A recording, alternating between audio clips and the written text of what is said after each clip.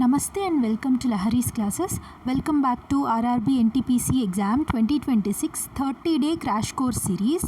ఈ సిరీస్లో భాగంగా మనం ఈరోజు డే 20లో ఉన్నాము. డే 20లో కంప్యూటర్ అవేర్నెస్ టాపిక్ పైన సిలబస్లో ఉంది కదా ఆర్ఆర్బీ ఎన్టీపీసీ వాళ్ళకి. సో ఈ టాపిక్ పైన మనం 200 most important and expected MCQs చూద్దాము. ఫస్ట్ ఆఫ్ ఆల్ ఆర్ఆర్బీస్లో ఆర్ఆర్బీ కండక్ట్ చేసే ఎగ్జామ్స్లో కూడా కంప్యూటర్ సెక్షన్ పైన మరీ టఫ్గా లేవు క్వశ్చన్స్. చాలా సింపుల్గా వన్ లైనర్లోనే ఉందన్నమాట. చాలా సింపుల్గా ఉంది, బేసిక్సే అడుగుతున్నారు. సో దాన్ని బేస్ చేసుకొని మనం ఒక 200 most important and expected MCQs చూద్దాం. సో లెక్చర్ స్టార్ట్ చేసే ముందు మీ అందరికీ చాలా థ్యాంక్స్. మీ అందరూ ఈ 30-day క్రాష్ కోర్స్ సిరీస్ని లైక్ చేస్తున్నారు అండ్ వీడియోస్ని హైప్స్ కూడా చేస్తున్నారు, కమెంట్స్, షేర్స్ అన్నీ చేస్తున్నారు. Thank you so very much. చాలా మోటివేట్ చేస్తుంది నన్ను ఈ యాక్టివిటీస్ అంతా కూడా. So keep motivating me. If you like this video మీరు డెఫినెట్గా లైక్ చేయండి అండ్ మీ ఫెలో ఆస్పిరెంట్స్కి షేర్ కూడా చేయండి, చాలా యూజ్ అవుతుంది. So without any delay let's proceed to the lecture. First question చూద్దాం. The first generation of computers primarily used which technology? So first generation కంప్యూటర్స్లో ఏ టెక్నాలజీ యూజ్ చేసి ఇవన్నమాట ఫస్ట్ జనరేషన్ కంప్యూటర్స్. ఒక రూమ్ కంటే పెద్ద సైజులో ఉండేటిది. సో ఏం టెక్నాలజీ యూజ్ చేసేవాళ్ళు అంటే వాక్యూమ్ ట్యూబ్స్ని యూజ్ చేసేవాళ్ళు. చూడండి, ఇప్పటి వరకు 5 జనరేషన్ ఆఫ్ కంప్యూటర్స్ ఉన్నాయి. మనది ప్రస్తుతం 1980s నుంచి 5th జనరేషన్ కంప్యూటర్స్ రన్ అవుతూ ఉంది. సో ఈ ఫస్ట్ జనరేషన్ కంప్యూటర్స్ 1946 నుండి 1955-56 ఆ టైం వరకు కూడా 1940s నుండి యాక్చువల్గా 1940s to 1955-56 అరౌండ్ వరకు ఫస్ట్ జనరేషన్ కంప్యూటర్సే ఉండేటివన్నమాట. సో యూజ్ చేసిన టెక్నాలజీ ఏంటి? Vacuum tubes.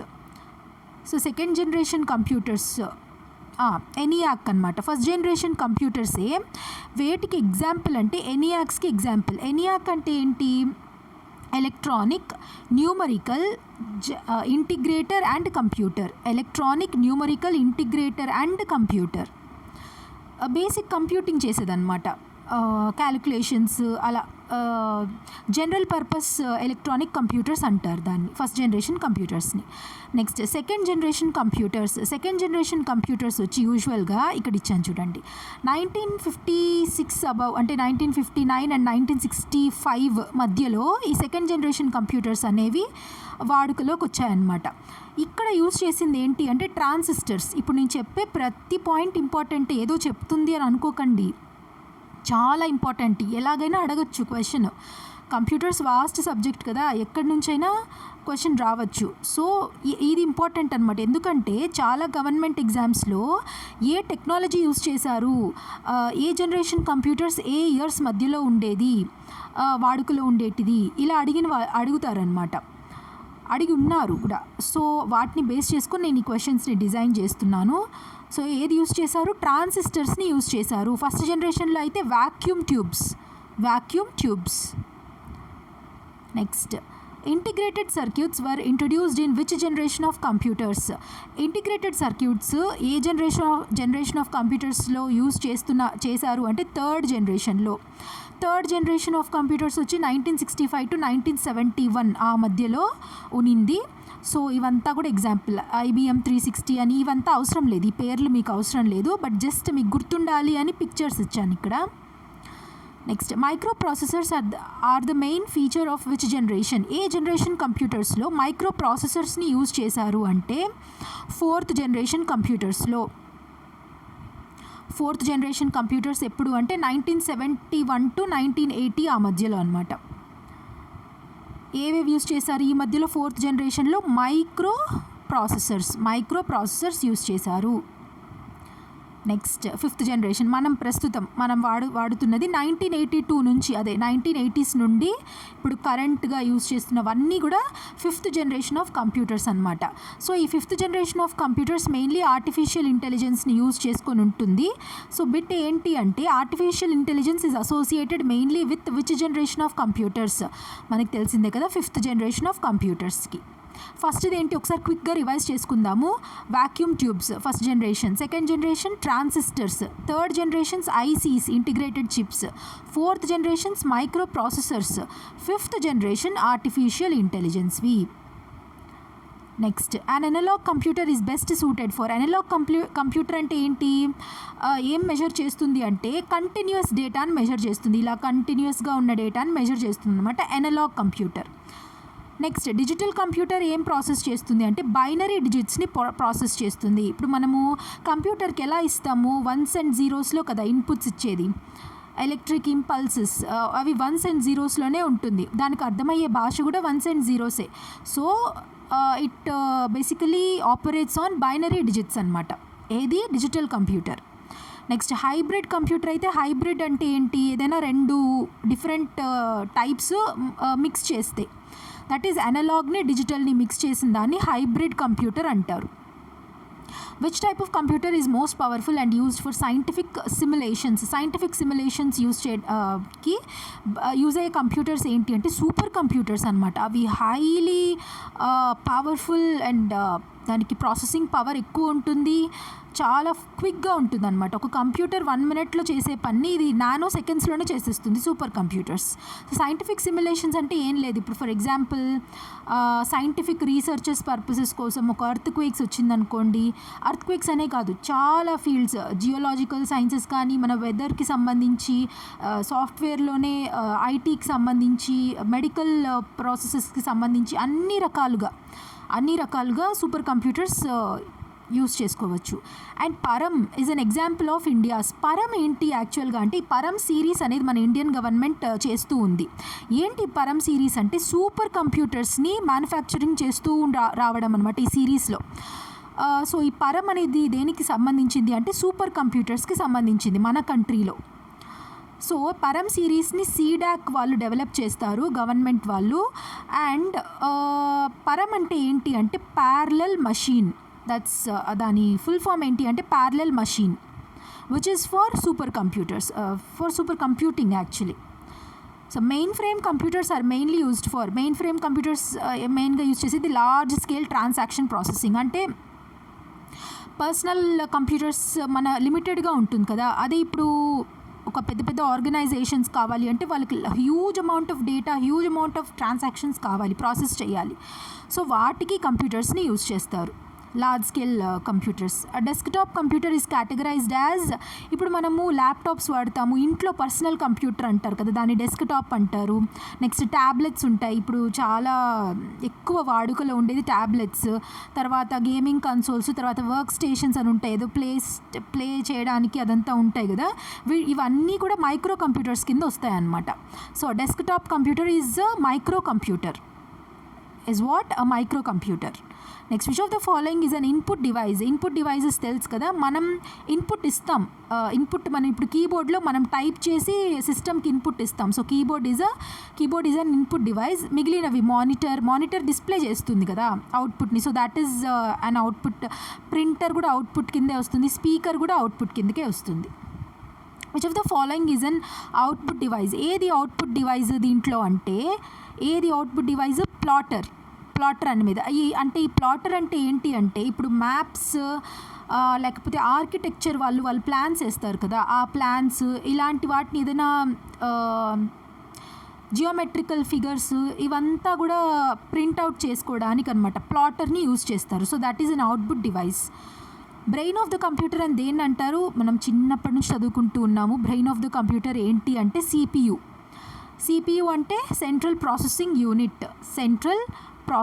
Unit. Next arithmetic logic unit performs arithmetic and logical operations. అంతే కదా, అర్థమెటిక్ అంటే plus minus, multiplication, division. Logical operations అంటే ఏంటి? NAND, are, Nar, NAND, not, ఇవంతా జార్, ఈ గేట్స్ ఉంటాయి కదా, ఇవంతా logical operations. Next control unit is responsible far. Control unit దేనికి రెస్పాన్సిబుల్? ఈ ఏఎల్యూ అండ్ కంట్రోల్ యూనిట్స్ ఎక్కడ ఉంటాయి? సిపియూలో ఉంటాయి.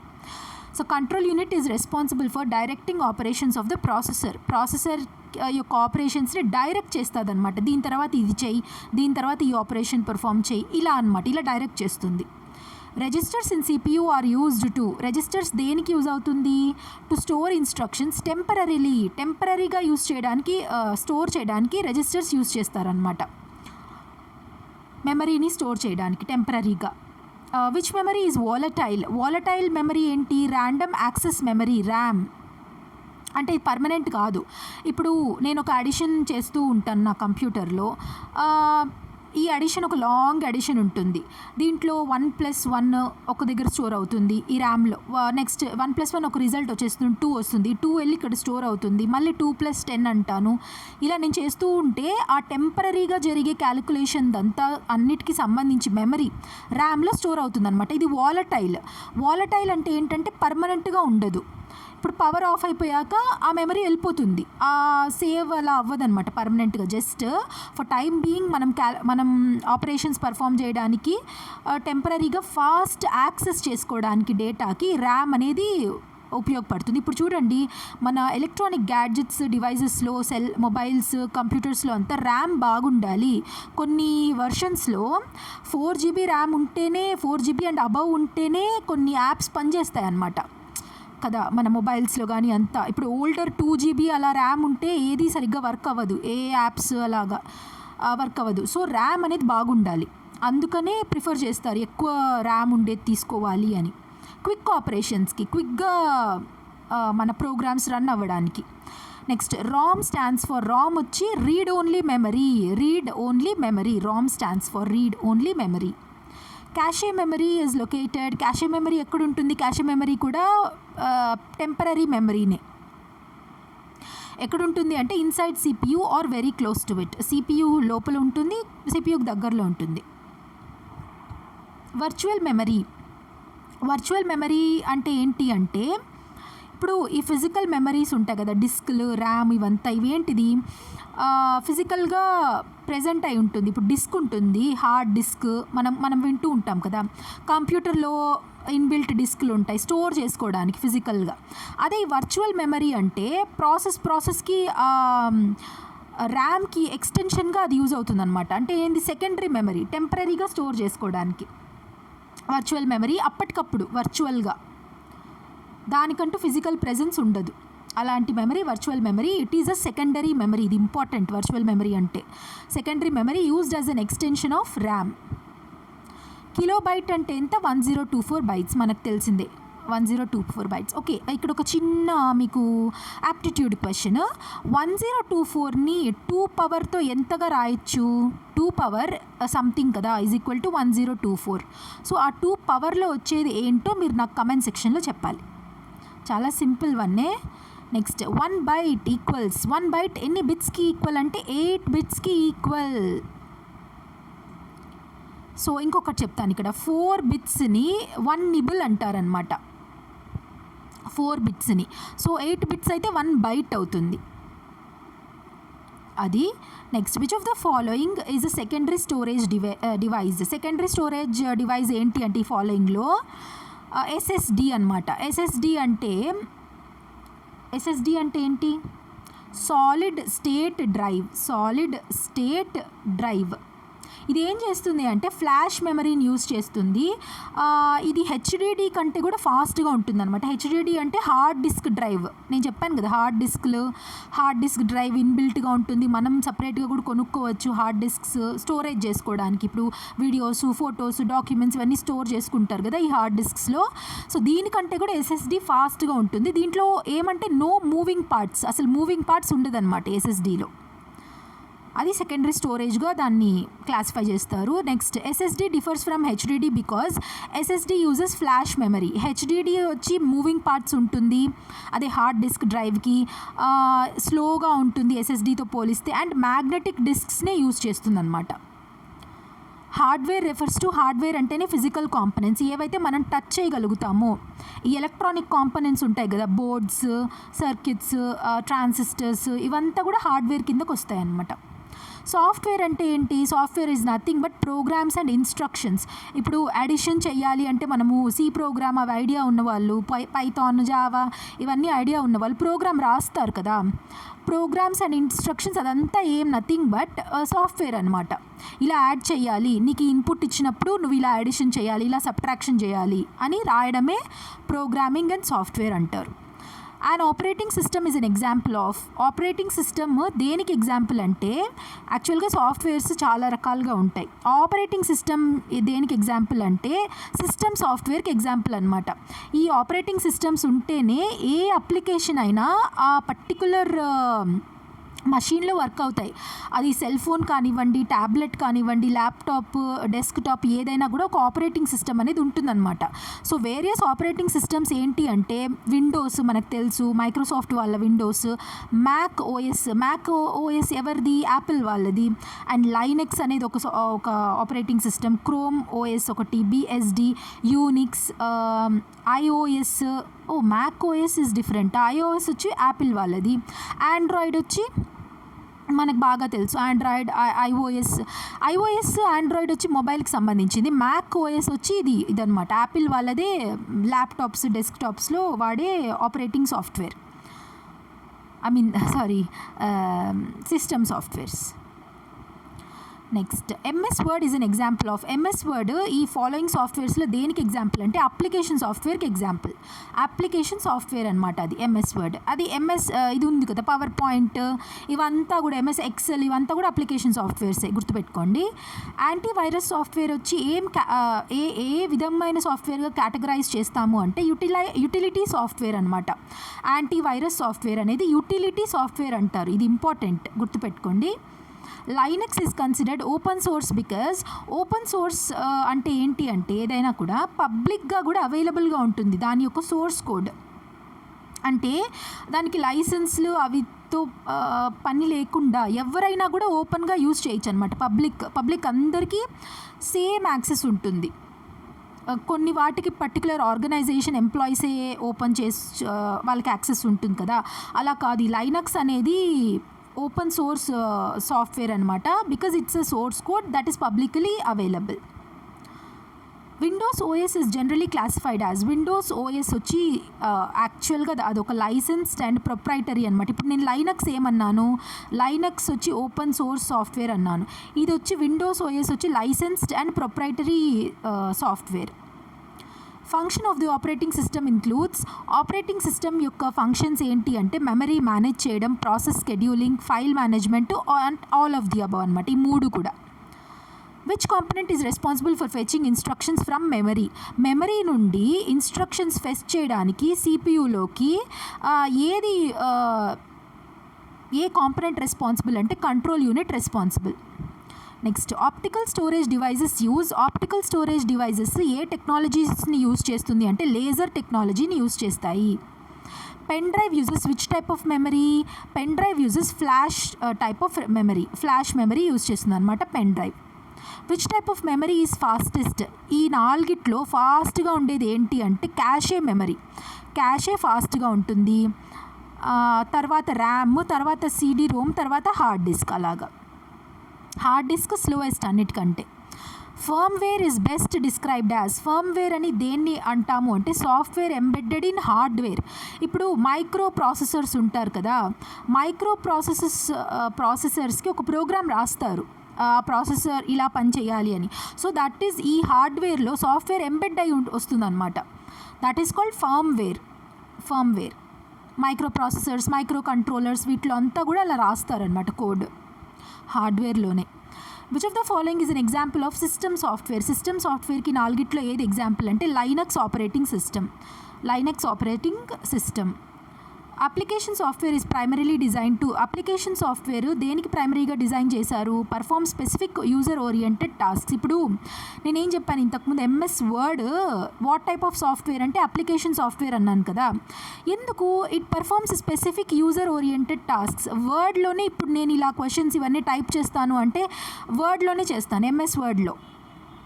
ఆ వర్డ్ పర్టికులర్గా ఇలా టైపింగ్ చేసుకొని మెటీరియల్స్ ప్రొడ్యూస్ చేసుకొని మనది జర్నలైజ్ చేసుకోవడానికి అనమాట. జర్నల్ చేసుకోవడానికి, మన టాస్క్స్ ఇలా ఏవేవో ఉంటాయి కదా రాసుకోవడానికి, దీనికంతా ఎంఎస్ వర్డ్ దానికే స్పెసిఫిక్గా. ఇప్పుడు పవర్ పాయింట్ అనుకోండి, స్లైడ్స్ ప్రిపేర్ చేయడానికి స్పెసిఫిక్గా. That is also an application software. So ఒక పర్టికులర్ టాస్క్స్ పెర్ఫామ్ చేస్తాయి కాబట్టి వాటిని అప్లికేషన్ సాఫ్ట్వేర్స్ అంటారు. A compiler is categorised as, ఇది ఇంపార్టెంట్, కంపైలర్ దేనిగా కేటగరైజ్ చేస్తారు అంటే సిస్టమ్ సాఫ్ట్వేర్గా కేటగరైజ్ చేస్తారనమాట కంపైలర్ని. Device drivers are important because they enable the operating system to communicate with hardware devices. Hardware డివైజెస్తో కమ్యూనికేట్ అవ్వడానికి డివైస్ డ్రైవర్స్ యూజ్ అవుతాయి అన్నమాట. Next, which of the following is an example of utility software. Utility సాఫ్ట్వేర్కి ఇంకొక ఎగ్జాంపుల్ మనం ఏం చూసాం ఇంతకుముందు, యాంటీవైరస్ చూసాం కదా. యాంటీవైరస్తో పాటు యూటిలిటీ సాఫ్ట్వేర్కి ఇంకొక example disc cleanup. The graphical user interface allows users to interact with the computer through graphical user interface. మన లాంటి యూజర్స్ ఇంటరాక్ట్ అవ్వడానికి కంప్యూటర్తో ఏం యూజ్ చేస్తుందంటే ఐకాన్స్, మెన్యూస్ అండ్ విండోస్. అంతే కదా, మన స్క్రీన్ పైన ఐకాన్స్, మెన్యూస్ అండ్ విండోస్ అవన్నీ కనిపిస్తుంటే మనం దాన్ని గ్రాఫికల్ యూజర్ ఇంటర్ఫేస్ అంటారనమాట. మనం ఆ ఐకాన్స్ ద్వారా, ఆ మెన్యూ ద్వారా మనం ఇంటరాక్ట్ అవుతాం కంప్యూటర్తో, అంతే కదా. సో అది దాని యొక్క యూసేజ్.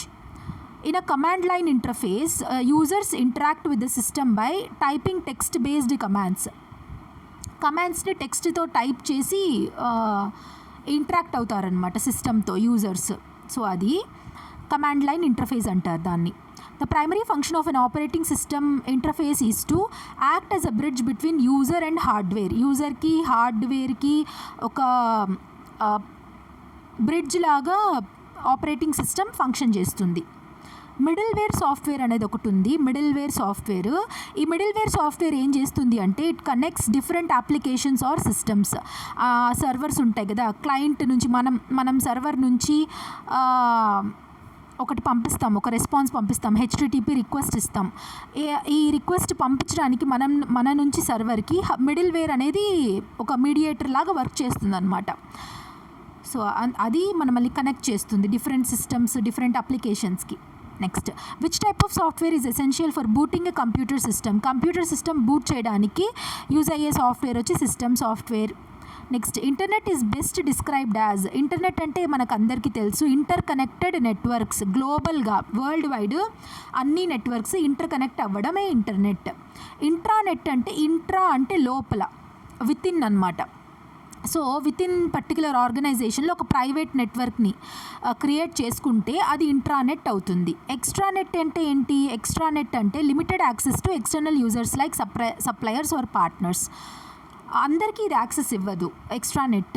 కొంతమందికి లిమిటెడ్ వాళ్ళకి, చూస్ చేసుకున్న వాళ్ళకే యాక్సెస్ ఇస్తుంది అనమాట ఎక్స్ట్రానెట్.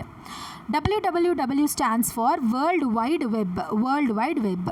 Next, www is a service that operates over internet. అంతే కదా, వరల్డ్ వైడ్ వెబ్. మనం గూగుల్లో www అని మనం వెబ్సైట్ని టైప్ చేస్తాం, విచ్ ఈజ్ నథింగ్ బట్ అది ఇంటర్నెట్ పైన వర్క్ అవుతుంది కదా. సో అది హెచ్టిటిపి స్టాండ్స్ ఫర్, ఇది important, hyper text transfer protocol. HTTPS ఎలా డిఫర్ అవుతుంది హెచ్టిటిపికి అంటే, హెచ్టిటిపిఎస్ ఏం చేస్తుందంటే ఎన్క్రిప్టెడ్ అండ్ సెక్యూర్ కమ్యూనికేషన్ని ప్రొవైడ్ చేస్తుంది అనమాట. ఎన్క్రిప్ట్ అయి ఉంటుంది అంటే ఇప్పుడు మీ మధ్య ఒక ఇన్ఫర్మేషన్ పాస్ అవుతుంది అంటే నేనే ఆ ఇన్ఫర్మేషన్ని చూడగలుగుతాం. మధ్యలో ఉన్న వాళ్ళు ఎవరికి కూడా ఆ ఇన్ఫర్మేషన్ లీక్ అవ్వదన్నమాట. సో అది హెచ్టిటిపిఎస్ యొక్క ఇంపార్టెన్స్, సెక్యూర్డ్గా వెళ్తుంది. So S in HTTPS stands for secure. Web browser is use to, web browser దేనికి యూజ్ చేస్తాం? Access and view web pages. Multiple web పేజెస్ని చూడడానికి, యాక్సెస్ చేసుకోవడానికి వెబ్ బ్రౌజర్స్ యూజ్ చేస్తాం. వెబ్ బ్రౌజర్స్ ఏవి? ఇప్పుడు మనము గూగుల్ వాళ్ళ క్రోమ్ అది. So Chrome is a web browser. Mozilla Firefox is a web browser. తర్వాత ఇంకా ఉన్నాయి, మీకు తెలిసిన వెబ్ బ్రౌజర్స్ని నాకు కమెంట్ సెక్షన్లో చెప్పండి. యాపిల్ వాళ్ళది ఏంటి వెబ్ బ్రౌజర్? మీరు నాకు కమెంట్ సెక్షన్లో చెప్పాలి. Search engine is use to, search engine దేనికి యూజ్ చేస్తాం మనము?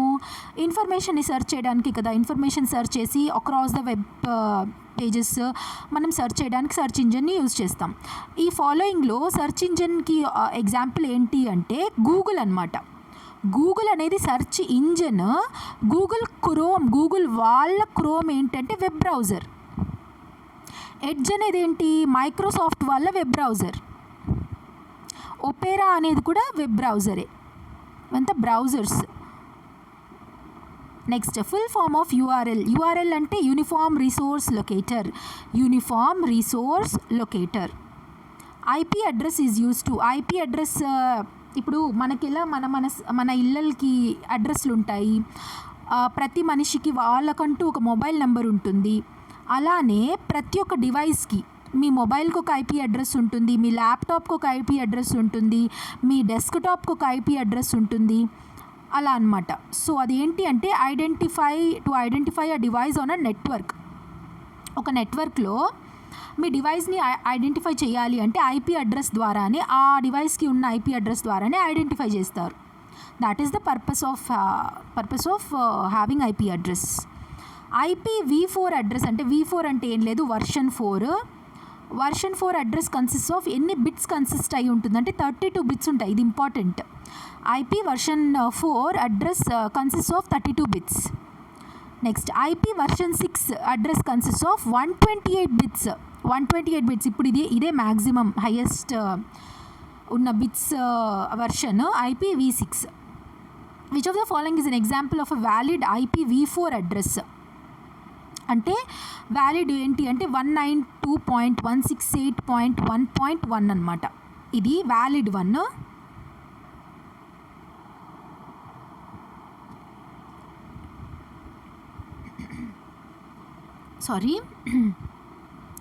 LAN stands for. LAN అంటే ఏంటి? Local area network.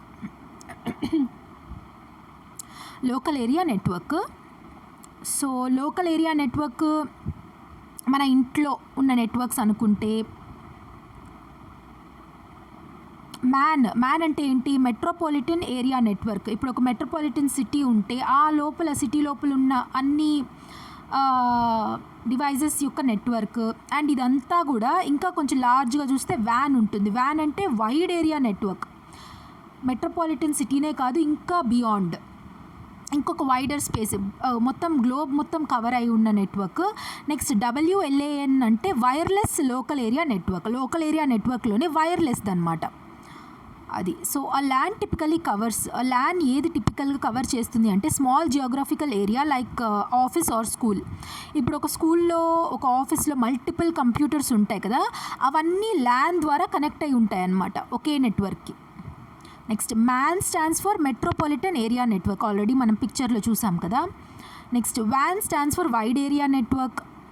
Next internet is an example of wide area network. అంతే కదా, ఇంటర్నెట్ అనేది గ్లోబల్గా కనెక్ట్ అయి ఉంటుంది. So that comes under wide area network. Email stands for. Email అంటే ఏంటి? E stands for electronic mail అనమాట ఈమెయిల్ అంటే. Next, the symbol used to separate username and domain in an email address, of course, @ ఇప్పుడు so and so మీ name ఏదో ఉంటుంది, ABCD @gmail.com అని ఉంటుంది కదా. gmail.com అనేది డొమైన్ నేమ్ అంటారు. జీమెయిల్ వాళ్ళ డొమైన్ అది. అండ్ ఈ ABCD మీ నేమ్ ఏదో ఉంటుంది కదా @కి ముందు, అది మీ user name. Next in an email CC stands for carbon copy. ఇది కూడా ఇంపార్టెంట్, ప్రీవియస్గా కూడా అడిగున్నారు. BCC stands for blind carbon copy. SMTP protocol is used for. SMTP ఎందుకు యూజ్ చేస్తాము అంటే ఈమెయిల్స్ని సెండ్ చేయడానికి. SMTP అంటే ఏంటి అంటే గుర్తుపెట్టుకోండి, simple mail transfer protocol. Next POP3 protocol is mainly used for receiving emails. ఇది సెండింగ్ ఈమెయిల్స్కి. SMTP దేనికి? సెండింగ్ ఈమెయిల్స్కి. POP3 అంటే ఏం లేదు, వర్షన్ 3 అని అర్థం దాని పేరు. ఇదేంటంటే రిసీవ్ చేసుకోవడానికి ఈమెయిల్స్ని.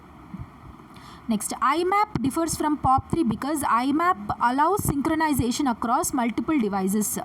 IMAP అంటే ఏంటి? Internet message access protocol. Internet message access protocol which is used for receiving ఈమెయిల్స్ని రిసీవ్ చేసుకోవడానికి.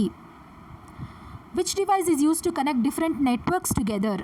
ఇది ఇంపార్టెంట్. డిఫరెంట్ నెట్వర్క్స్ని టుగెదర్ కనెక్ట్ చేయడానికి ఏది యూజ్ చేస్తారు అంటే రౌటర్ని యూజ్ చేస్తారు. A protocol in computer networking is defined as. Protocol అంటే ఏంటి యాక్చువల్గా? ఇది ఏమీ లేదు, set of rules governing data communication. Particular set of rules రాస్తారనమాట. అంటే డేటా కమ్యూనికేషన్ జరుగుతుంది కదా, ఒక పర్సన్ నుండి ఇంకొక పర్సన్, లేకపోతే ఆర్గనైజేషన్స్కి అలాగా సర్వర్ నుంచి క్లయింట్స్కి ఇలాగా ఎలా కమ్యూనికేషన్ అవ్వాలో ఈ రూల్స్లో మెన్షన్ చేస్తారనమాట. దాన్నే ప్రోటోకాల్ అంటారు. నెక్స్ట్ డిఎన్ఎస్ అంటే ఏంటి అంటే domain name system.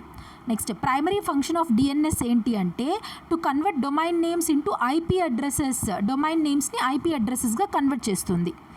Next modem is used for. Modem మనం వింటూ ఉంటాం కదా, మనం వైఫైకి యూజ్ చేస్తాము. ఎందుకు యూజ్ చేస్తారు అంటే to connect a computer to the internet by modulating and demodulating signals. Modem అంటే ఏంటి అంటే మాడ్యులేషన్ అండ్ డీమాడ్యులేషన్, దాని ఫుల్ ఫామ్ లాగనమాట. Modulation and demodulation of what? Of internet signals. Next the term modem is derived from modulator and demodulator చెప్పాను కదా. Switch in networking is primarily use to. Switch దేనికి use చేస్తాము అంటే to connect multiple devices with a LAN. Which protocol is mainly used for transferring web పేజెస్ని transfer చేయడానికి ఏ protocol use చేస్తామంటే hypertext transfer protocol. Next FTP protocol is used for. FTP protocol అంటే file transfer protocol. ఎందుకు అంటే to transfer files between computers, ఒక కంప్యూటర్కి ఇంకో కంప్యూటర్కి మధ్యలో ఫైల్స్ని ట్రాన్స్ఫర్ చేయడానికి. Which protocol is responsible for secure data transmission ఏంటి? HTTPS. ఎస్ అంటే సెక్యూర్ అని చెప్పాను కదా. A router differs from a switch because a router connects different networks together అయితే రౌటర్. స్విచ్ ఏంటి? ల్యాన్లో ఉన్న నెట్వర్క్స్ని కనెక్ట్ చేస్తుంది అనమాట స్విచ్. అది difference. Next default file extension of MS Word 2007 and later versions ఏంటి అంటే .docx. ఇప్పుడు మనం మైక్రోసాఫ్ట్ వర్డ్లో ఏం టైప్ చేసి దాన్ని మనం డౌన్లోడ్ చేసుకోవాలన్నా అది .docx ఫార్మాట్లో డౌన్లోడ్ అవుతుంది అనమాట. సేవ్ కూడా అలాగనే అవుతుంది. Which feature in MS Word is use to change text appearance such as font size and style అంటే ఏంటి అంటే ఫార్మాటింగ్లో మనం తెలిసిందే కదా, MS Wordలో ఫాంట్ సైజ్ని స్టైల్ని మార్చుకోవచ్చు. ఏ షార్ట్కట్ MS Wordలో సేవ్ చేసుకోవడానికి యూజ్ చేస్తామంటే అందరికీ తెలుసు Ctrl+S. Which option is used in MS Word to create identical letters for multiple recipients? The mail merge అనమాట. ఐడెంటికల్ లెటర్స్ని క్రియేట్ చేయడానికి మల్టిపుల్ రెసిపియంట్స్కి ఏం యూజ్ చేస్తామంటే మెయిల్ మర్జ్ యూజ్ చేస్తాము MS Wordలో. ఏ ఫీచరు కాపీ ఫార్మాటింగ్ని వన్ టెక్స్ట్ నుంచి అనదర్కి మార్చడానికి యూజ్ చేస్తారు అంటే format painter. Default alignment of text in MS Word ఏంటి? ఇలా ఉంటుంది కదా MS Word డాక్యుమెంట్. ఇక్కడ నుంచి డిఫాల్ట్గా వర్డ్స్ టైప్ అవుతాయి కదా, లెటర్స్ మనం టైప్ చేస్తాం. సో ఇది ఏ అలైన్మెంట్ కిందకు వస్తుంది? లెఫ్ట్ అలైన్మెంట్ కిందకు వస్తుంది. So left is the default alignment of MS Word. Which tab in MS Word contains options like bold, italic, underline? ఏ ట్యాబ్లో ఉంటుంది? హోమ్ ట్యాబ్లో ఉంటుంది. The extension of MS Excel workbook is. MS Excel వర్క్బుక్కి extension ఏంటి? .xlsx. అదే PPTకి అయితే PPTX, DocX అయితే MS Word. PPT అంటే ఏంటి? పవర్ పాయింట్కి. PDF అంటే మనం PDF ఫైల్స్ చేస్తాం కదా, ఆ PDFకి .pdf extension. In MS Excel ఆ formula always begins with is equal to అని రాసి ఫార్ములా ఇప్పుడు సమ్, యాడ్, యావరేజ్, AVG ఇవంతా కూడా మనం ఈజ్ ఈక్వల్ టు రాసిన తర్వాత స్టార్ట్ చేయాలి. So that is the format to begin. Which function in MS Excel is use to add numbers in a range? ఒక రేంజ్లో నంబర్స్ చేస్తే ఏ ఫంక్షన్తో యాడ్ చేస్తాము అంటే సమ్ ఫంక్షన్తో. Next average function in Excel is use to find the mean of selected values. అంతే కదా, average find చేయడానికి యావరేజ్ ఫంక్షన్ని యూజ్ చేస్తాము. Next which Excel function counts only numeric వాల్యూస్నే కౌంట్ చేసే ఫంక్షన్ ఏంటి అంటే కౌంట్. అదే కౌంట్ ఏ అనుకోండి, సెకండ్ బిట్లో చూడండి, కౌంట్ ఏ ఫంక్షన్ అయితే నాన్ ఎంటీ సెల్స్ని కౌంట్ చేస్తుంది. ఇప్పుడు ఒక సెల్స్ ఇలా రాసుంటారు 1 2 అని, ఇక్కడ ఎంటీగా ఉంటుంది, మళ్ళీ 3 4 అని ఉంటుంది.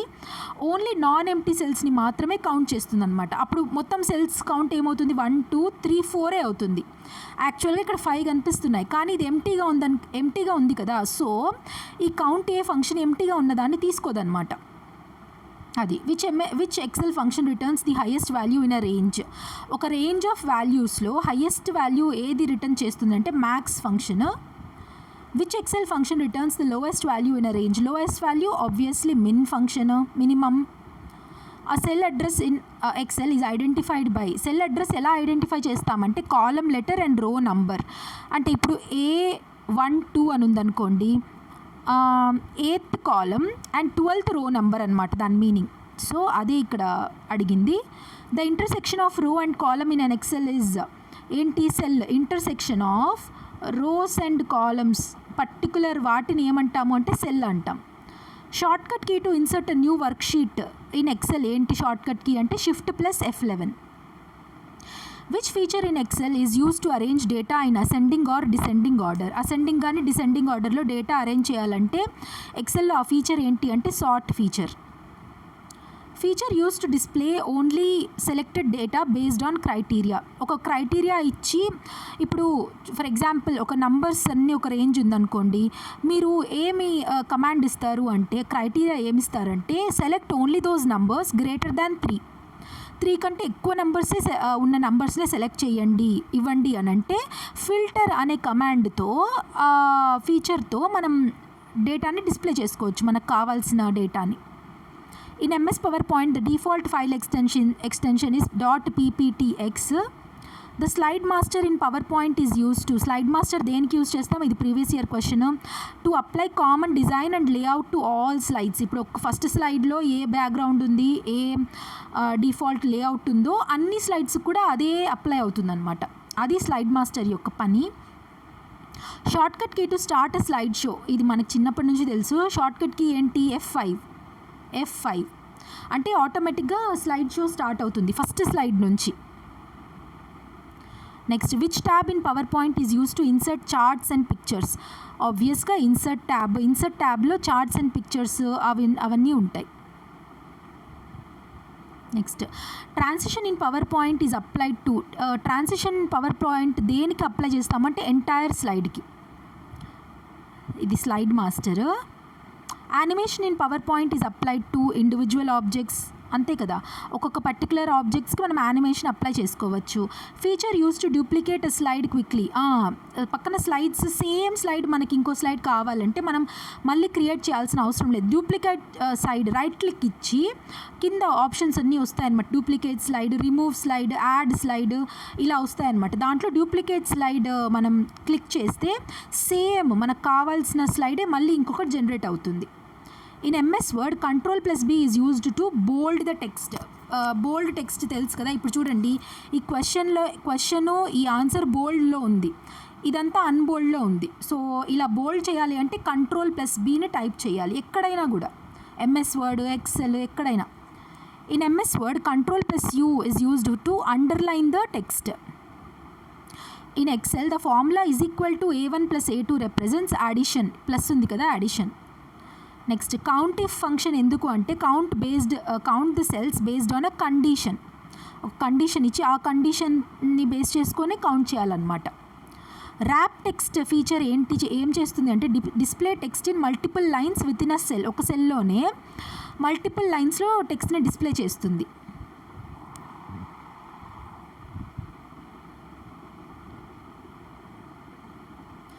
Next the review tab in MS Word contains options like spell check ఉంటుంది. The shortcut key Ctrl+Z is use to undo చేయడానికి Ctrl+Z యూజ్ చేస్తారు. Is equal to if in Excel ఏం చేస్తుంది అంటే పర్ఫామ్ లాజికల్ టెస్ట్. ఇఫ్ ఎక్కడున్నా కూడా logical టెస్ట్కే. PowerPoint presentation is made up of. PowerPoint presentation దేంతో చేస్తాం? PowerPoint అంటేనే మనకు స్లైడ్స్ గుర్తు రావాలి, slides. Header and footer option in PowerPoint is use to. Header and footer option ఎందుకు యూస్ చేస్తాం? Add date, time, slide numbers. ఇప్పుడు హెడర్ అండ్ ఫుటర్ అంటే ఏంటి అంటే, ఇప్పుడు ఇది ఏంటి అంటే ఫుటర్ అనమాట. హెడర్ అంటే ఇది హెడర్, హెడ్డింగ్ పైన టాప్ ఆఫ్ ద ఫైల్లో ఉండేది header, bottom of that particular slide or particular page ఉండేది ఫుటర్.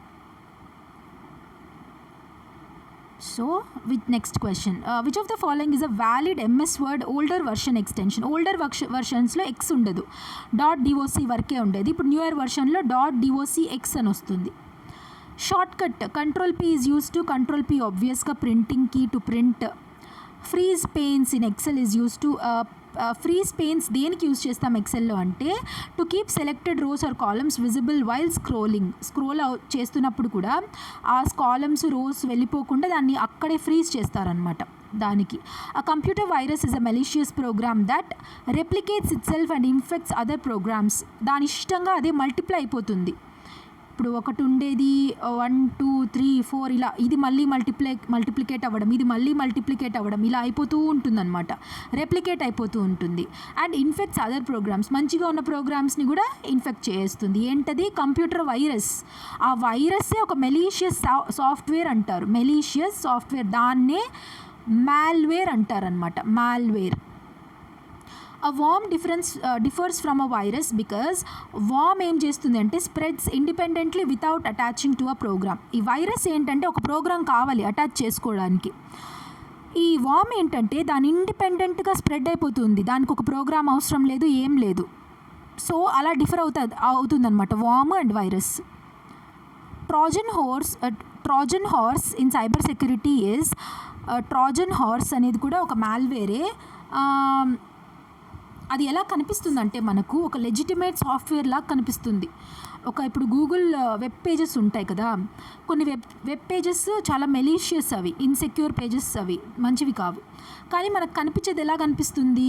లెజిటిమేట్గా కనిపిస్తుంది అనమాట, రియల్గా.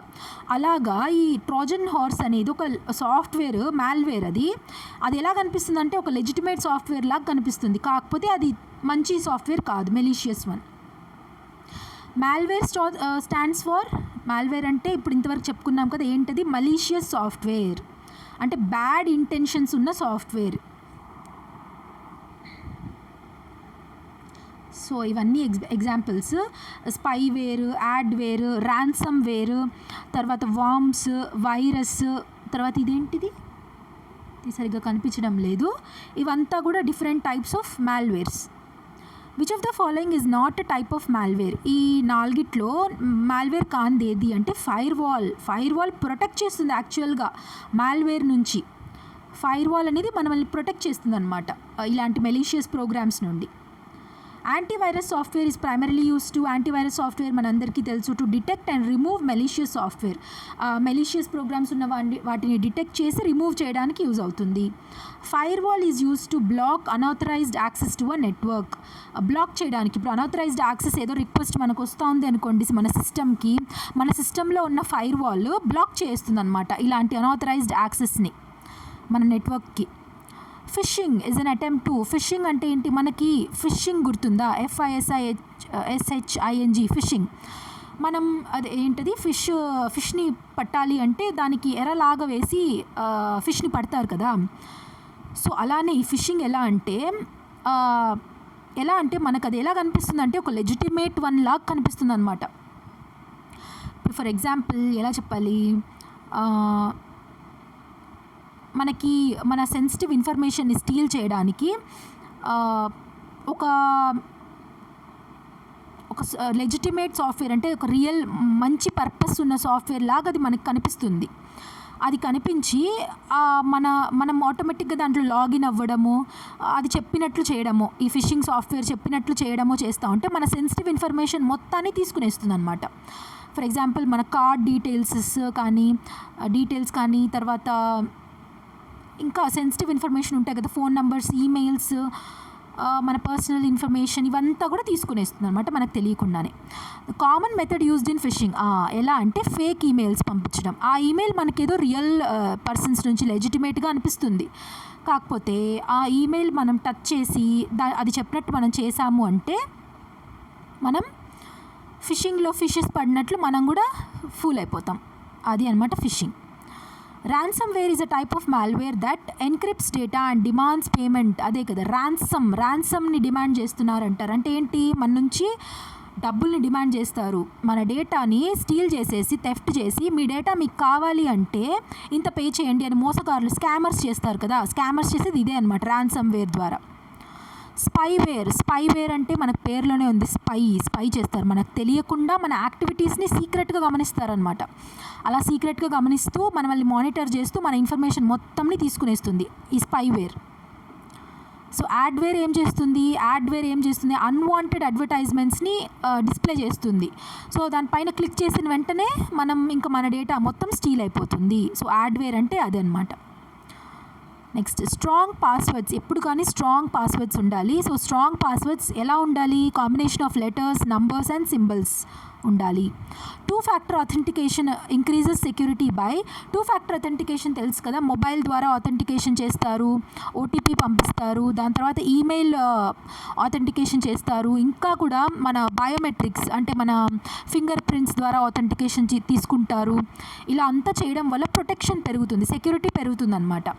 సో 2-factor 2 ఫ్యాక్టర్స్గా అంటే ఏంటి, using 2 verification methods, 2 types of verification methods use చేసి 2-factor ఆథెంటికేషన్ చేస్తారు. మన మెయిల్స్కి కూడా 2-factor ఆథెంటికేషన్ ఉండడం చాలా important. Cyber crime refers to, cyber crime అంటే ఏంటి, crimes committed using computers are internet. ఇప్పుడు చాలా పెట్టరేగిపోయిన క్రైమ్స్ ఏవి అసలు ఎవ్వరికి కూడా దొరకకుండా, ఈవెన్ సైబర్ పోలీసులు కూడా పట్టుకోవడం చాలా కష్టం ఈ సైబర్ క్రిమినల్స్ని. సో అంత ఎక్కువైపోయింది cyber crime. So anything that is done using a computer are using an internet is called cyber crime. Identity theft involves, identity theft అంటే ఏంటంటే మన పర్సనల్ ఇన్ఫర్మేషన్ని దొంగలించడం. దేనికి, మన ఇన్ఫర్మేషన్ వాళ్ళు ఇల్లీగల్గా దొంగలిస్తున్నారు అంటే ఇంకా దేనికి ఉంటుంది, మిస్యూజ్ చేయడానికే ఉంటుంది. మిస్యూజ్ చేయడం, ర్యాన్సమ్ అడగడం, దీనికి.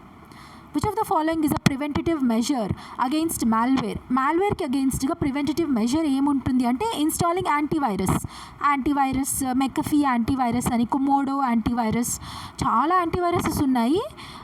మీకు తగిన యాంటీవైరస్ని మీరు ఇన్స్టాల్ చేసుకోవడం the best possible thing you could do to protect your systems. Next updating software regularly helps to, మీ సాఫ్ట్వేర్ అప్డేట్స్ చేస్తూ ఉంటే ఎందుకు మనం చేస్తాము అంటే to fix security vulnerabilities. Update చేసే కొద్దీ మనం సెక్యూర్డ్గా ఉన్నట్లు, అప్డేట్ చేయకపోతే ఇంకా ఈజీగా మనం బలైపోతాం అనమాట ఈ మాల్వేర్స్కి అంతా కూడా. So security updates are very important.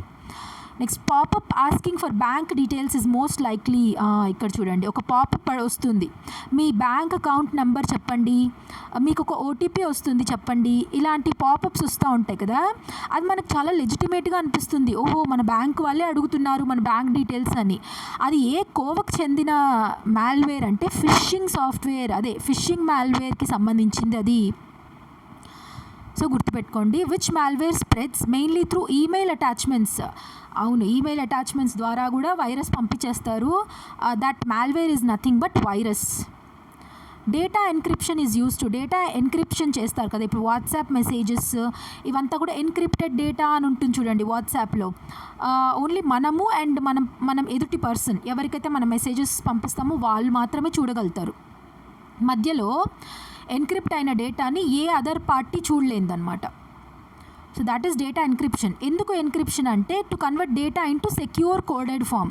ఇప్పుడు నేను హాయ్, హలో, వెల్కమ్ ఇలా టైప్ చేశాను అనుకోండి, ఆ పర్సన్కి ఇలానే కనిపిస్తుంది, కానీ మధ్యలో ఈ హాయ్, హలో, వెల్కమ్ ఇంకా బ్లా బ్లా బ్లా ఇవంతా కూడా ఒక కోడెడ్ ఫామ్లోకి కన్వర్ట్ అయిపోతుంది అనమాట.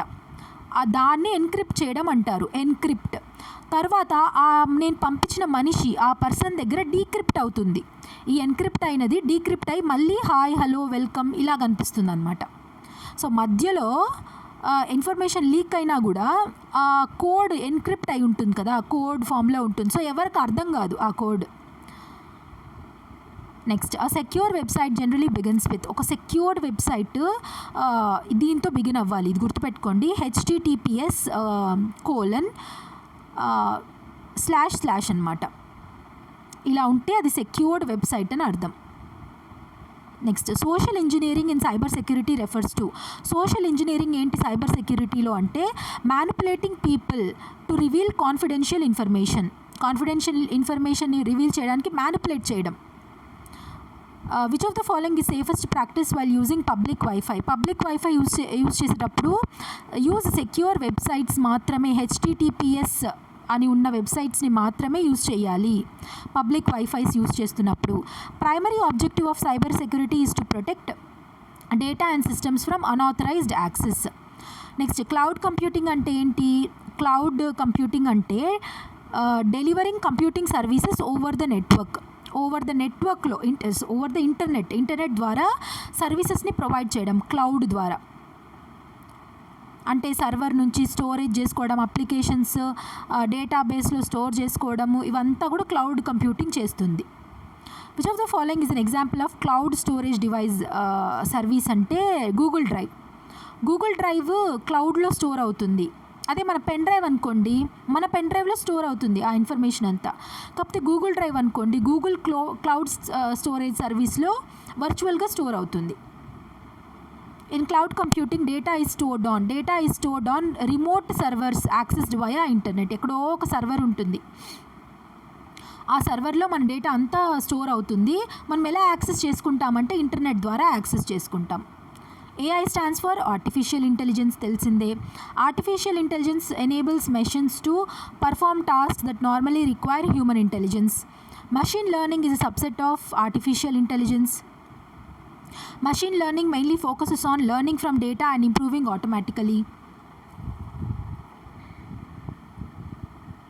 Chatbots are an example of. Chatbots అంటే ఏంటి అంటే ఆర్టిఫిషియల్ ఇంటెలిజెన్స్ అప్లికేషన్స్ అవి chatbots. Blockchain technology is mainly known for its use in cryptocurrency transactions. Cryptocurrencies ఉంటాయి కదా, వర్చువల్ కరెన్సీస్, అవి బ్లాక్చైన్ టెక్నాలజీ పైన రన్ అవుతాయి. Blockchain is best described as distributed digital ledger. ఇలా ఉంటుంది ఈ లెడ్జర్స్ అనమాట, ఇవంతా డిజిటల్ లెడ్జర్స్ అంటారు. ఇదంతా ఒక చైన్ లాగా ఫామ్ అవుతుంది. So this is nothing but block chain. ఈ డిజిటల్ లెడ్జర్స్ ఇలా కనెక్ట్ అయి ఉంటాయి కదా, దీని ఇన్ఫర్మేషన్ దీంట్లో ఉంటుంది, నెక్స్ట్ దీని ఇన్ఫర్మేషన్ దీంట్లో ఉంటుంది, ఇలా అనమాట చైన్ లాగా కనెక్ట్ అయి ఉంటుంది. ఎక్కడ బ్రేక్ అయినా కూడా ఇన్ఫర్మేషన్ పోతుంది. One key feature of blockchain is ఏంటి అంటే ట్రాన్స్పరెన్సీ అండ్ ఇమ్యూటబిలిటీ. ఇప్పుడు నేను చెప్పాను కదా ఇలా బ్లాక్స్గా ఉంటుంది డిజిటల్ లెడ్జర్స్ అని, ట్రాన్స్పరెంట్గా ఉంటుంది అనమాట. అంటే ఈ చైన్లో ఎవరు యాక్సెస్ చేసినా ఒకరి ఇన్ఫర్మేషన్ ఇంకొకరికి తెలిసిపోయి ఉంటుంది, అలా ఉంటుంది అనమాట. Next that is immutable also, అంటే చేంజ్ చేయలేం మళ్ళీ. ఇప్పుడు ఆ అడ్రస్, ఈ ఫస్ట్ బ్లాక్ అడ్రస్ సెకండ్ బ్లాక్లో ఉంటుంది, ఈ అడ్రస్ని మ్యానిపులేట్ చేయగలుగుతామా? చేయలేము. సో దీని ఇన్ఫర్మేషన్ అంతా దీంట్లో ఉంటుంది, అలా ఉంటుంది. Digital India initiative was launched to transform India into digitally empowered society. Which of the following is part of Digital India initiative? డిజిలాకర్లో మనకు మన అన్ని డాక్యుమెంట్స్ డిజిటల్గా స్టోర్ చేసుకోవచ్చు అనమాట. ఇప్పుడు లైసెన్స్లు ఉంటాయి, పాస్పోర్ట్స్ ఉంటాయి, ఆధార్ కార్డ్స్, మన సర్టిఫికేట్స్ ఉంటాయి, 10th ఇంటర్ తర్వాత గ్రాడ్యుయేషన్, ఇవంతా సర్టిఫికేట్స్ ఉంటాయి, పాన్ కార్డు, ఇవన్నీ కూడా మనం డిజిటల్గా సేవ్ చేసుకునేయచ్చు. ఈ డిజిలాకర్ నుంచి చూపించచ్చు అనమాట ఎక్కడైనా. ఇప్పుడు ట్రావెల్ చేస్తూ ఉంటే లైసెన్స్లు అవి అడిగితే మనం ఫిజికల్గా క్యారీ చేయకపోయినా డిజిలాకర్లో సేవ్ చేసుకుని ఉంటే ఇవి చూపించచ్చు అనమాట. So that is the purpose of this DigiLocker. UPI stands for, UPI వచ్చి unified payments interface. UPI enables users to transfer money instantly between bank accounts. ఒక బ్యాంక్ అకౌంట్ నుంచి ఇంకొక బ్యాంక్ అకౌంట్కి మనీ ట్రాన్స్ఫర్ చేసుకోవడానికి, అంతే కదా. ఇప్పుడు PhonePe is also and UPI ఒక ప్లాట్ఫామ్ కదా. ఇప్పుడు ఒక బ్యాంక్ అకౌంట్ నాది, మీది ఇంకొక బ్యాంక్ అకౌంట్ అయితే అయినా కూడా మన ట్రాన్సాక్షన్స్ ఈజీగా అయిపోతుంది, ఇన్స్టెంట్గా అయిపోతుంది కదా. So that is the purpose of UPI. Which of the following is the digital payment app based on UPI? చెప్పాను కదా, ఫోన్పే, గూగుల్ పే, ఇంకా ఏముంది, ఇంకొకటి ఉంది, ఫోన్పే, గూగుల్ పే, పేటిఎం, ఇవంతా కూడా UPI బేస్డే అనమాట. ఈ యాప్స్ అంతా కూడా. The main advantage of digital payments is to instant and secure transactions. ఇన్స్టెంట్గా అండ్ సేఫ్గా ట్రాన్సాక్షన్స్ జరుగుతుంది. Aadhaar enabled payment system AEPS is used for biometric based banking transactions. Me biometric data base చేసుకొని banking transactions జరుగుతుంది. Cloud services that provide software over internet are called SaaS. SaaS అంటారు దాన్ని. ఏంటి అంటే cloud services software provide చేస్తాయి over the internet, వాటిని SaaS software అంటారు. అన్ example of AI in daily లైఫ్లో అలెక్సా వాయిస్ అసిస్టెంట్స్ ఉన్నాయి కదా, Alexa do this, Alexa do that ఇలా అంటూ ఉంటారు కదా చాలామంది. So that is voice assistant కూడా ఏఐకి ఒక ఎగ్జాంపులే అనమాట. నెక్స్ట్ ఇప్పుడు నేను సూపర్ కంప్యూటర్స్ చెప్తాను. ఈ పరం సిరీస్లో ఉండే సూపర్ కంప్యూటర్స్, వరల్డ్లో కొన్ని సూపర్ కంప్యూటర్స్ చాలా ఫేమస్ ఉన్నాయి, అవి చాలా ఇంపార్టెంట్, జాగ్రత్తగా వినండి. సో పరం 8000, పరం అంటే ఏం చెప్పాను, parallel machine. Param 8000 developed in 1991లోనే బై సీడాక్. సీడాక్ ఏంటి, centre for development of advanced computing, మన గవర్నమెంట్ది, ఇండియన్ గవర్నమెంట్ది. Was India's first indigenous super computer. Indigenous super computer అంటే మన దేశం మన సొంత టెక్నాలజీతో మొత్తం మనమే ప్రిపేర్ చేయడం, దట్ ఈస్ ఇండిజినస్ అనమాట. ఇండిజినస్ సూపర్ కంప్యూటర్ అంట Param 8000. So it was developed under which mission, ఏ మిషన్ కింద పరం సిరీస్లో ఉన్న సూపర్ కంప్యూటర్స్ డెవలప్ చేశారు అంటే national super computing mission. National super computing mission అండర్లో పరం సిరీస్లో చాలా సూపర్ కంప్యూటర్స్ ఉన్నాయి ప్రస్తుతం మన కంట్రీలో కూడా. ఒక్కొక్కటి ఇంపార్టెంట్ వన్స్ చెప్తాను చూడండి. ఇంకొకటి పరం సిద్ధి ఏఐ. పరం సిద్ధి ఏఐ కూడా ఒక సూపర్ కంప్యూటరే, సీడాక్ పూణేనే డెవలప్ చేసింది under the national super computing మిషనే 2020లో. So is design mainly for which purpose, దేని పర్పస్కి అంటే ఆర్టిఫిషియల్ ఇంటెలిజెన్స్లో రీసెర్చ్ చేయడానికి పరం సిద్ధి ఏఐ. చూడండి ఇక్కడ ఏఐ ఉంది కదా, పేరులోనే ఏఐ ఉంది. Next Pratyush super computer installed at IITM Pune, that is Indian institute of tropical metrology in 2018 is mainly used far, దేనికి అంటే మెటరాలజీ కదా, అంటే ఏంటి, వెదర్ ఫోర్కాస్టింగ్కి, క్లైమేట్కి సంబంధించింది అనమాట. వెదర్ ఫోర్కాస్టింగ్ అండ్ క్లైమేట్ రీసెర్చ్కి సంబంధించి ప్రత్యూష్ సూపర్ కంప్యూటర్ని డెవలప్ చేశారు. Next Mihir super computer installed at NCMRWF Noida, national centre for medium range weather forecasting in 2018 is primarily used for weather prediction. Mihir super computer కూడా వెదర్ ప్రెడిక్షన్కే యూజ్ చేస్తారు. Next Param Ganga installed at IIT Roorkee in 2022. Param Ganga ఎవరిది, IIT Roorkee వాళ్ళది. IIT రూర్కీలో install చేశారు under the national super computing machine. Was developed by which organization అంటే సీడాకే. ECA developed in 2007 by Tata's Computational Research Laboratories in Pune, was once ranked among the top supercomputers in the world. It was developed by which group?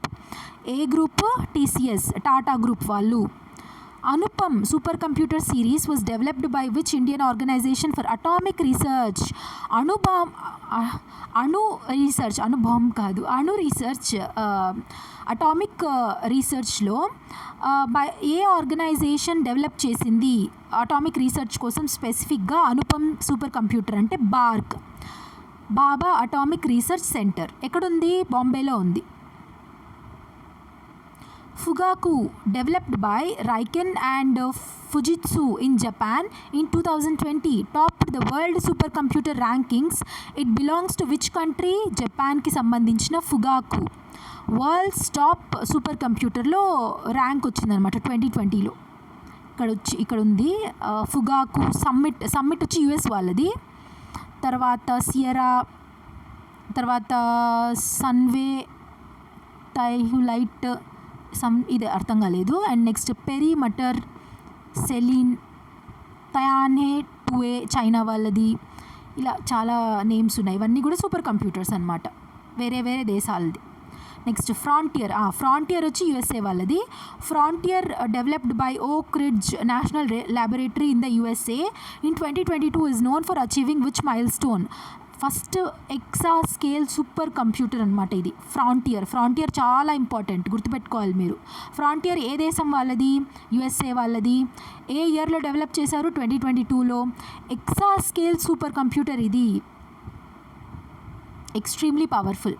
Summit developed by IBM for Oak Ridge National Laboratory in the USA in 2018 was primarily used for scientific and AI research. Summit kuda scientific and AI research kosam develop chesaru. Next Sunway Tyholite developed by China's national research centre of parallel computer engineering and technology. Belongs to which country? China. Of course China. మీరు ఏం గుర్తుపెట్టుకోవాలంటే super computer పేరు and దాన్ని develop చేసిన nation, అంతే చాలు. ఇవంతా అవసరం లేదు.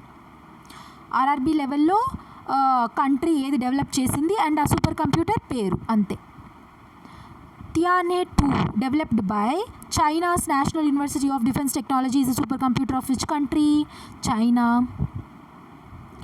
Next, K computer developed by Riken and Fujitsu in Japan 2011 was named after which Japanese word meaning 10 quadrillion. ఈ కే కంప్యూటర్లో దాని మీనింగ్ ఏంటంటే కేఈఐకే అంట. దాని మీనింగ్ ఏంటంటే 10 క్వాడ్రిలియన్ అంటే అంత పవర్ఫుల్ కంప్యూటర్ అని దాని అర్థం అన్నమాట. 10 క్వాడ్రిలియన్ అంటే దాని మీనింగ్. సో అది గుర్తుపెట్టుకోకండి. కే కంప్యూటర్ ఎవరు డెవలప్ చేశారు అంటే జపాన్ వాళ్ళు డెవలప్ చేశారు, అంతే. Jaguar developed by Cray INC and installed at Oak Ridge national laboratory USA was mainly used for Jaguar అనే సూపర్ కంప్యూటర్ మెయిన్లీ సైంటిఫిక్ సిమ్యులేషన్స్కి యూజ్ చేస్తారు. Under India's national super computing mission super computers are jointly implemented by which 2 organisations? Super computers అంటేనే మీకు ఏం గుర్తు రావాలంటే CDAC, IISc గుర్తు రావాలి. CDAC and IISc Indian institute for sciences బెంగళూరులో ఉంది కదా, అది. నెక్స్ట్ ఇప్పుడు ఫుల్ ఫామ్స్ చూద్దాము. లాస్ట్ 10 MCQs ఫుల్ ఫామ్స్ కూడా అడుగున్నారు, సో గుర్తుపెట్టుకోండి. GUI అంటే graphical user interface. URL uniform resource locator. FTP file transfer protocol. ISP అంటే ఇంటర్నెట్ సర్వీస్ ప్రొవైడర్. HTML అంటే hyper text markup language. Text markup language. USB universal serial bus. BIOS stands for Basic Input Output System. OCR stands for Optical Character Recognition. QR Code stands for Quick Response Code. GPS stands for Global Positioning System. So అవి ఈ most important 200 MCQs. I hope మీకు use అయింది అనుకుంటున్నాను. So use అయ్యి ఉంటే like చేయండి డెఫినెట్గా, and comment చేయండి మీకు ఎలా అనిపించింది లెక్చర్ అని. అండ్ ఆల్సో కొత్తగా చూస్తున్న వాళ్ళు సబ్స్క్రైబ్ చేసుకోండి నెక్స్ట్ వచ్చే లెక్చర్స్ కోసం. Thank you so much for watching till the end. All the very best. God bless you all. జై హింద్.